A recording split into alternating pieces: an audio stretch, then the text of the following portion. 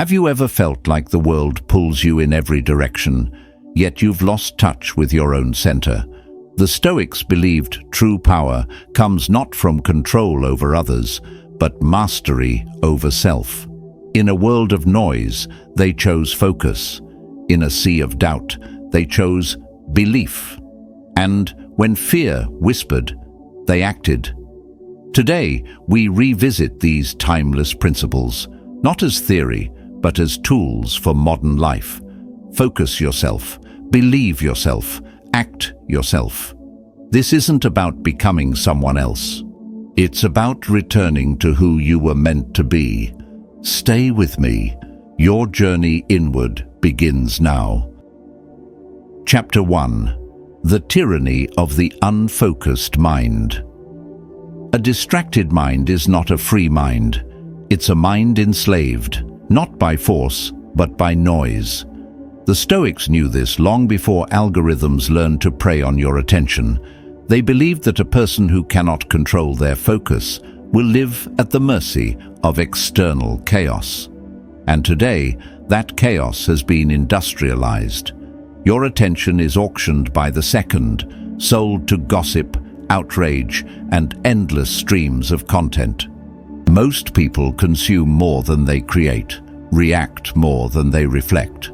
Their minds become cluttered attics, filled not with their own values, but with the residue of other people's agendas. Stoicism teaches that focus is not a gift, it's a discipline. Epictetus reminded us that the first act of freedom is learning what to allow through the gates of our mind. Each morning you face a quiet but powerful decision. Will you own your attention, or will you let the world own it for you? Start with this. Write down 3 things that truly matter today. Not tasks, but anchors. Carry them with you. When distraction arrives, and it will, ask yourself, is this part of my 3?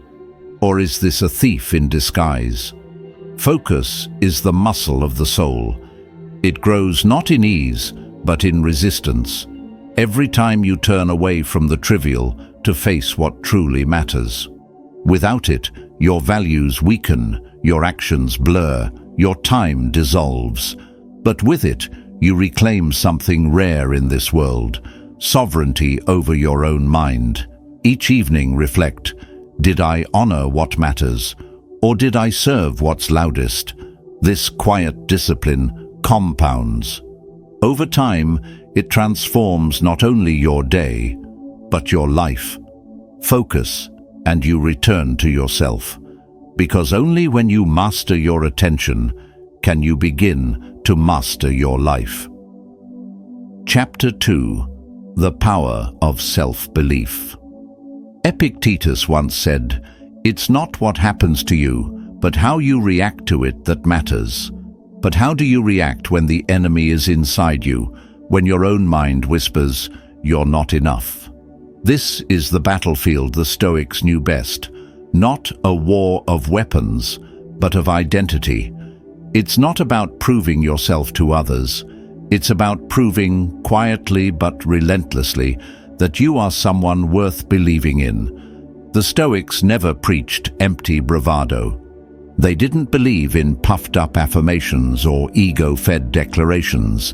Instead, they taught something far more powerful: earned confidence, a belief grounded not in fantasy, but in evidence, in disciplined choices, in the quiet dignity of a life built from effort. Self-belief is not a feeling you wait for. It's a force you create, one action at a time. Every time you resist distraction, every time you do the hard thing without applause, every time you speak the truth, even when it costs you, you are casting a vote for the person you are becoming. And these votes matter, not in public ceremonies, but in the private rituals of your day. Waking early, keeping your word, pushing through discomfort when no one would blame you for quitting. Each decision becomes a brick. And slowly, silently, you build a foundation no one can shake. When that foundation is in place, you stop needing permission to believe in yourself, Because you've already seen the proof. You've lived it. The world can give you compliments, but it cannot give you confidence, because only you know the truth of your actions. Only you decide whether you've earned your own respect. So each evening, pause. Reflect on one quiet act of courage, one moment of discipline.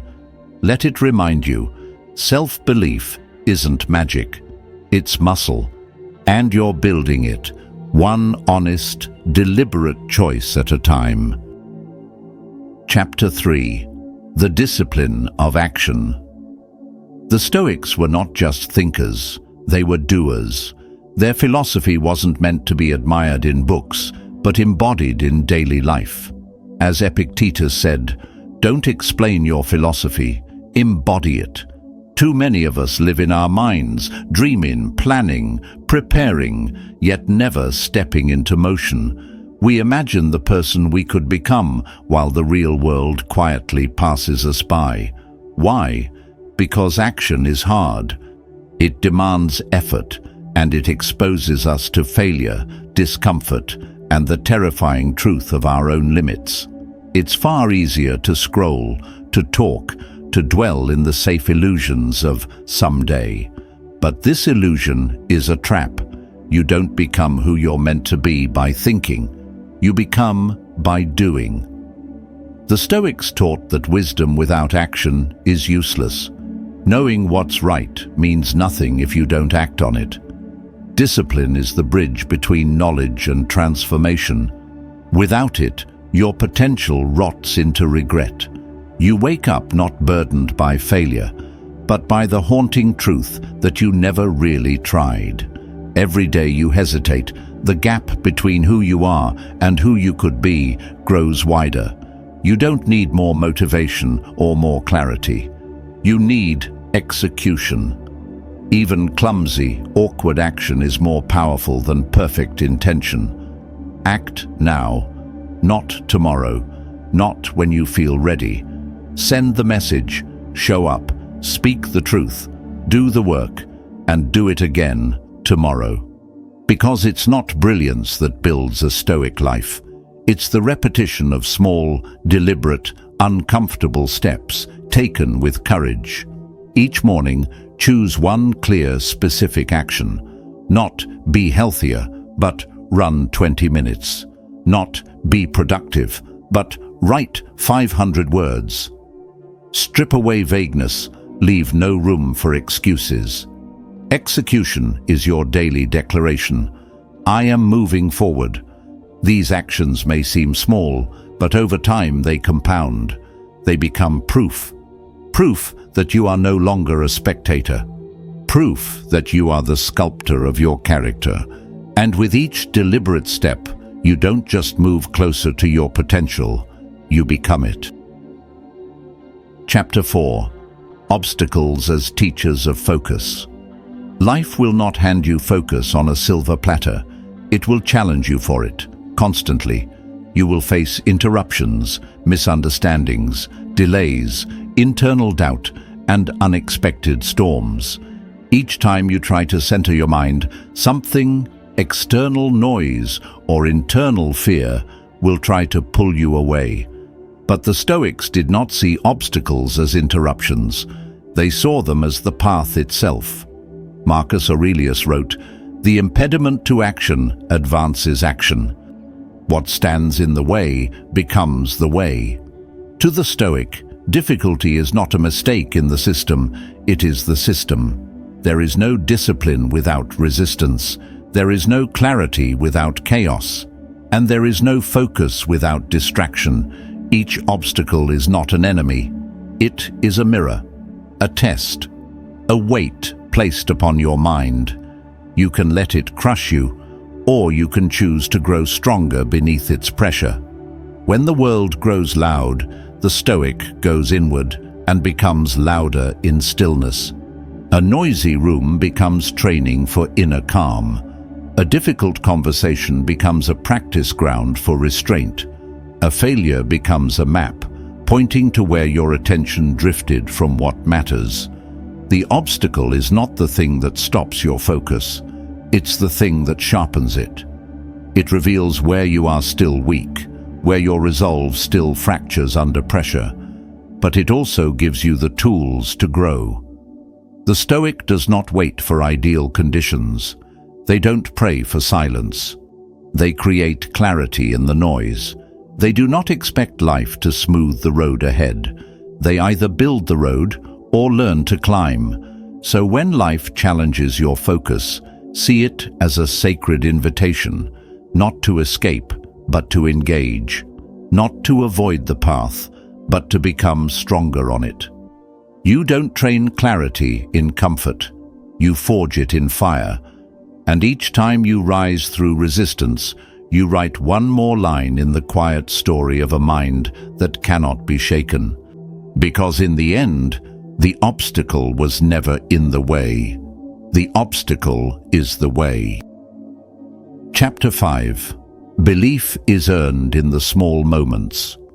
We often imagine self-belief as something born in grand moments, standing atop a mountain, delivering the perfect speech, earning thunderous applause. But the Stoics knew better. True belief doesn't come from spectacle. It's forged quietly, in the invisible corners of your day, where no one is watching and no one will clap. Belief is built or broken, not when life is easy, but when it's inconvenient. It's when you're tired, unmotivated, and tempted to quit that your character is revealed. In those exact moments, when cutting corners feels justified, when excuses sound reasonable, when no one would blame you for giving in, you face the silent test of who you are becoming. Every time you honor a commitment to yourself, even in private, you are casting a vote for the person you want to be. These are not symbolic gestures. They are real acts of integrity. They say, "I can count on me." Over time, these small decisions accumulate like drops of water filling a vessel, and one day, without fanfare, that vessel overflows, not in public praise, but in unshakable confidence. You'll look back and realize that the self-belief you once wished for didn't arrive all at once. It was earned through 1,000 quiet choices that no one saw but you. But the opposite is also true. Each time you betray your word, break your promise, or seek comfort over principle, you chip away at your self-trust. These may feel small, but over time they become cracks in the foundation of your self-worth. The Stoics taught us that real strength is born in solitude, not in the moment of public success, but in the decision to do what is right, when no one else would know if you didn't. So choose your action, choose your habit, keep it small, but make it non-negotiable. Whether it's 5 minutes of writing, a daily workout, or simply making your bed, do it and do it relentlessly. Each act is proof that you are becoming someone you can trust, and that trust, brick by brick, becomes belief. Unshakable, earned, yours. Chapter 6. The courage to act without approval. One of the greatest obstacles to living fully is the fear of what others might think. We hesitate, not because we are incapable, but because we fear the smirks, the silence, the subtle disapproval of those who watch from the sidelines. This fear doesn't always shout. Often it whispers, but its grip is powerful. It keeps us small, compliant, invisible. The Stoics saw this clearly. They knew that to depend on public opinion is to give your power away. Epictetus once said, "If you want to improve, be content to be thought foolish," because growth often requires us to stand where others will not stand, to say what others fear to say, to become what others have never dared to imagine for themselves.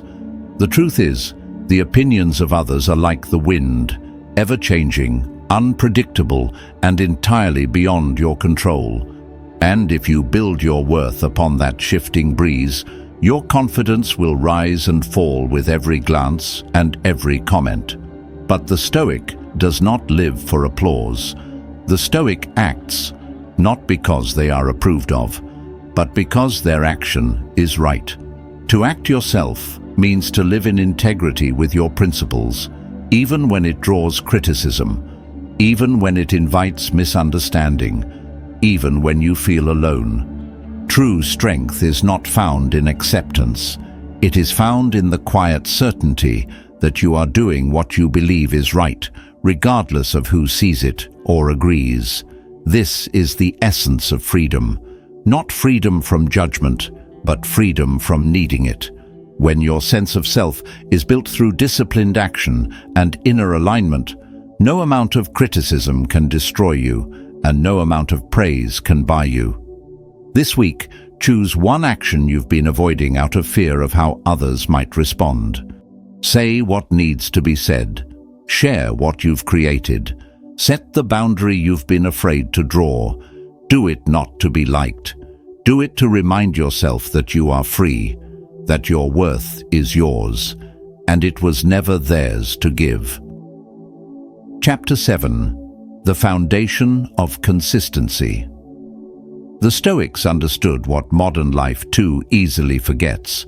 Greatness is not built in sudden bursts, but in quiet, relentless repetition. Not in moments of passion, but in the rhythm of daily discipline.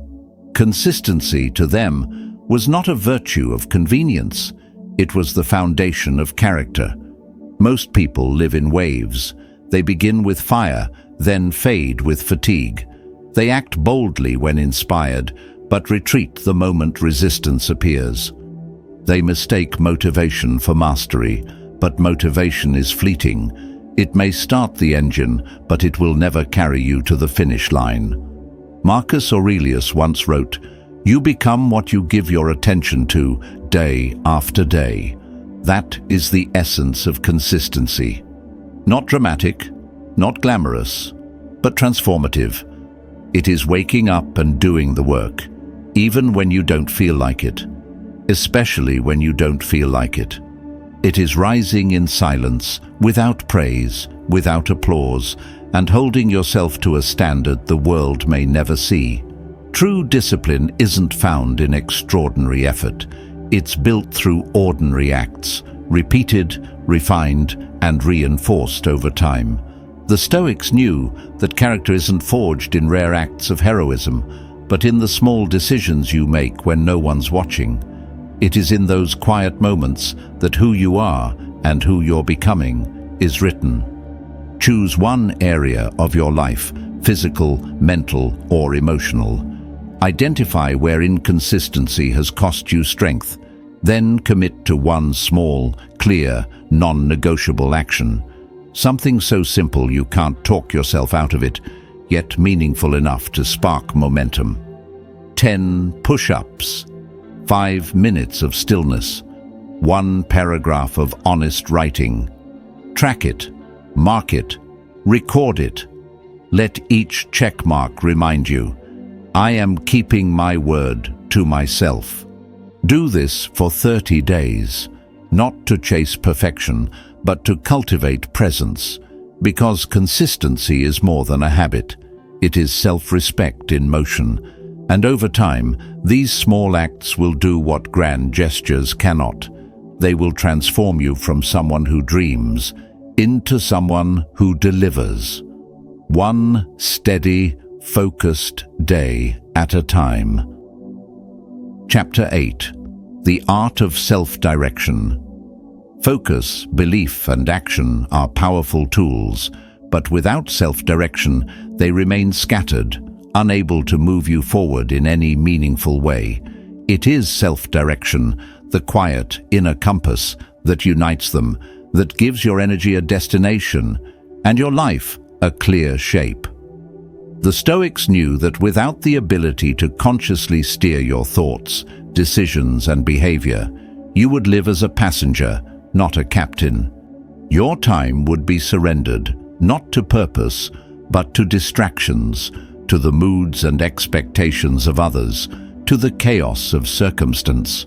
Seneca once wrote, "If a man does not know to which port he is sailing, no wind is favorable." These were not poetic words. They were survival instructions. Without direction, even the best intentions are swept away. You become busy, yet aimless, active, but not anchored. You move, but you do not lead. Self-direction is not rigid control. It is clarity with adaptability. It is knowing what matters to you, where you want to go, and adjusting your course when needed without forgetting your destination. It is the ability to say no when everything around you pulls for a yes. It is choosing battles that align with your principles, not your ego. The Stoics practiced daily and weekly reflection, not for comfort, but for alignment. They reviewed their actions and held them against their values like a blade against whetstone. Without this, they knew they would drift. Reflection wasn't optional. It was essential. In our modern world, self-direction is your defense against the infinite pull of noise. Without it, your life will be shaped by algorithms, advertisements, and the urgency of everyone else's priorities. But with it, you reclaim authorship. You become intentional in your work, your rest, your words, your silence. So take time each week, perhaps every Sunday night, to pause. Ask yourself, where did I drift this week? What pulled me off course? Where did I act with intention, and where did I react without thinking? Write your answers. Then set 3 clear intentions for the week ahead. Not vague wishes, but deliberate steps toward the person you're committed to becoming. That is the art of self-direction. That is how a Stoic moves forward. Chapter 9. The Wisdom of Restraint. The Stoics taught us a lesson many overlook in a world obsessed with urgency. Not every impulse deserves a response. Not every battle must be fought. Not every emotion needs to be expressed. True wisdom lies not just in action, but in the courage to withhold it. Restraint is not weakness. It is power under control. It is clarity in motion. It is the discipline to pause, even when provoked, and to choose your response not from ego, but from principle. Epictetus once said, "First, say to yourself what you would be, then do what you have to do. But what you have to do sometimes means doing nothing at all. It means choosing stillness over reactivity, silence over noise, reflection over retaliation. We live in a culture that rewards speed and volume, instant replies, loud opinions, quick judgments. But the Stoics understood that reacting to everything is not power, it is surrender. To be pulled by every offense, every disagreement, every flash of emotion, that is to live at the mercy of the world, not in mastery of oneself. Restraint is the act of filtering what truly matters. It is not suppression, it is discernment. It's the inner strength to say, "This is not worthy of my energy." Not every provocation is worth your time. Not every insult deserves your dignity. Not every desire must be fulfilled to be valid. When you practice restraint, you are not avoiding conflict. You are choosing the battles that matter. You are preserving your strength, conserving your focus, and honoring your values. This week, practice the habit of the pause. When criticism comes, when you're tempted to argue, defend, or lash out, stop, breathe, count to 10. Ask, will this serve my peace? Does this align with who I am trying to become? Or is it just noise? In that pause, you'll find your power. Not in reaction, but in restraint. Because sometimes the strongest move is no move at all. Chapter 10. The Unshakable Self. All the teachings of Stoicism, focus, belief, action, consistency, and restraint, ultimately point to one final aim: the creation of the unshakable self. A self that does not rise and fall with every external shift. A self that remains calm, disciplined, and clear, no matter how loud or chaotic the world becomes. The Stoics never promised a life free of hardship. What they offered was far more powerful: the ability to become someone equal to the hardship. Someone who could meet adversity with composure, make decisions anchored in principle, and carry their own peace into any storm. The unshakable self is not built in grand moments. It's built in silence. It is forged in the unnoticed hours, the private battles where you choose focus over distraction, belief over doubt, action over hesitation. Every time you resist reacting when reacting would be easy, you lay another brick in the fortress of your character. This self is not swayed by praise nor shattered by criticism. It is not held together by the applause of the crowd or the comfort of circumstance. It is rooted deep within, crafted through discipline, refined through struggle, and protected by clarity. To become this version of yourself, you must stop outsourcing your worth to the ever-changing opinions of others. You must stop reacting out of habit and begin responding with intention. You must take full ownership of your choices, especially when no one is watching. Yes, the world will test you. It will pull at your attention, provoke your insecurities, and tempt you to abandon yourself. But when you have trained yourself, brick by brick, breath by breath, to return to your principles, you become untouchable. Not because storms disappear, but because you no longer crumble in their presence. That is the unshakable self, not born from comfort, but from challenge. Not made in theory, but through engagement with real, messy life. A self that is not loud, but enduring. A self that does not break, but stands quietly, steadily, and without apology. And that, above all, is the Stoic way. Each evening, take a quiet moment to ask yourself, what was beyond my control today, and how did I choose to respond? Write it down. Reflect without judgment. Over time, you'll begin to see a powerful truth, that peace isn't found in controlling everything, but in mastering your response to what you can. If this message speaks to you, subscribe for more grounded wisdom each week. And in the comments, share your insight with the phrase, stillness within. You're closer than you think to becoming the person you admire. Stay with this journey. There's more to come.